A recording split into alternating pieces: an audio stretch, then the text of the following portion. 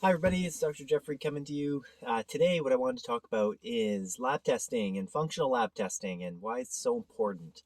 Well, functional lab testing is something we do in naturopathic medicine, and what we do is we look at panels of blood work, and we look to see if there's any warning signs for first diseases, common diseases like blood disorders, anemias and low iron deficiency, and also things like cancer in the extreme of things.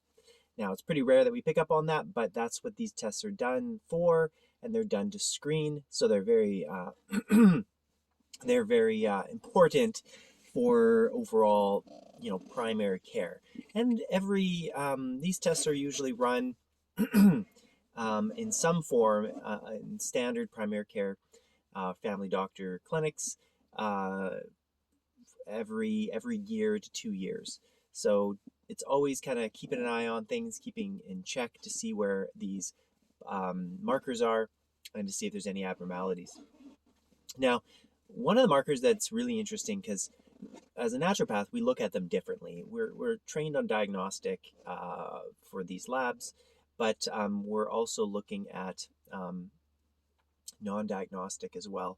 So functional medicine is functional is what we're trying to say. What is going on? How can we look at it in a functional perspective? So there's a couple of different ones out there, but we'll focus on today on one called zinc deficiency. Now, zinc deficiencies are very common.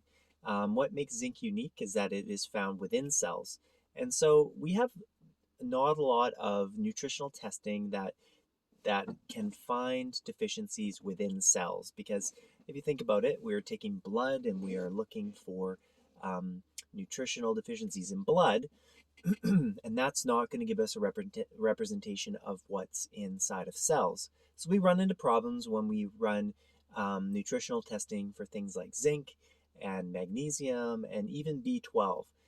When it's just plain in the blood, it doesn't really tell us a lot. Just like we don't really get a lot of information from iron. Um, we don't diagnose iron deficiencies from purely looking at iron in the blood. We have to look at a marker, a storage marker of iron called ferritin. So the same thing occurs with all other nutrients. We have to have some other markers to represent what that means. Um, Now, zinc is something that's common, a common deficiency that we don't think of because, again, there's no standard testing for it and we're not screening for it. And there's some people, a lot of functional medicine people and naturopathic doctors that, think that there's much more deficiency than what we would have picked up on or than what we realize. It's one of those things that we think there's a big deficiency. And that's because zinc is used in so many different reactions. Um, Hundreds of reactions in the body. It tends to help facilitate or move pathways towards certain end goals. Um, so a deficiency in zinc can produce a lot of funny, unusual symptoms that may not be picked up, um, and may not be able to diagnose with with a problem like energy deficiencies, uh, ranging from hormone balance to all these things that adrenal stress, um, ability to tolerate stress, all these things may be underlie a zinc deficiency. So how do we evaluate for a zinc deficiency on these tests? Well, the Healthy Living Panel is what we do, and we look at a marker called alkaline phosphatase. Alkaline phosphatase is a measurement of our liver, and is also a measurement of our bones. So it's looking for pathologies in the liver and bones. So if it's excessively elevated, um, there may be a disease going on in the liver and bones. But if it's low, and that's where we can look at for zinc deficiencies, if we're seeing an abnormally low value that is low and maybe even still within the reference range, then we suggest the zinc deficiency. And that's because alkaline phosphatase needs zinc to be produced. So if we're producing low levels of alkaline phosphatase, then chances are that's what we call a rate limiting step in that chemical reaction to make alkaline phosphatase, and zinc is needed, absolutely.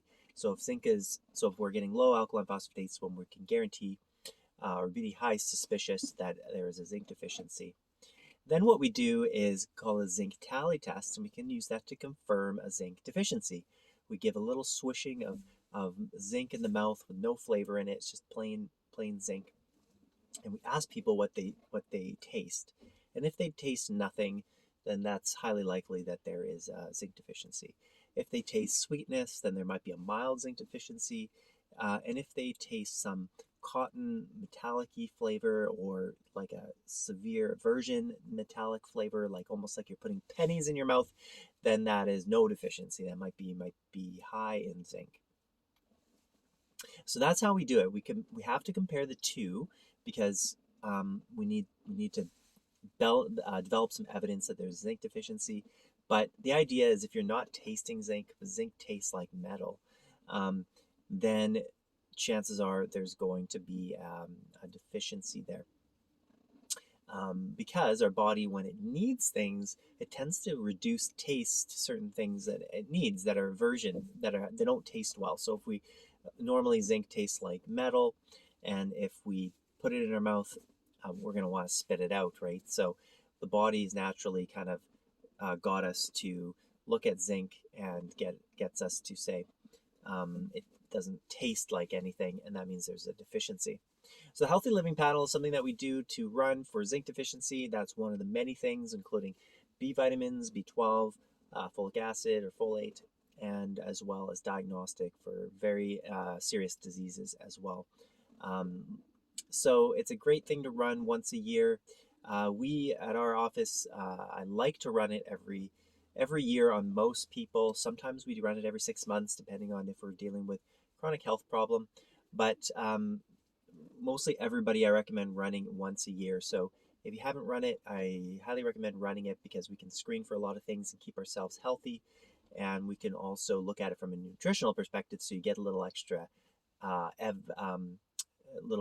extra nutritional information about it, which is very critical for keeping our health and wellness. So it's by far one of my favorite tests because of the combination. The value you get for this test is going to be unparalleled to any functional medicine test because there's not a lot of functional medicine tests that are diagnostic and functional medicine at the same time and screening for illness. And that's the primary focus of naturopathic medicine, is always be screening for illness, always pick up on the earliest signs and symptoms, and so that we can get people the treatment they need if there is a problem, or so we could get someone to live a productive life that is with the most amount of energy and best mental wellness possible, and the best quality of life possible. And we can do that with these things like the Healthy Living Panel. All right, if you have any questions, feel free to reach out to me. I hope you enjoyed that.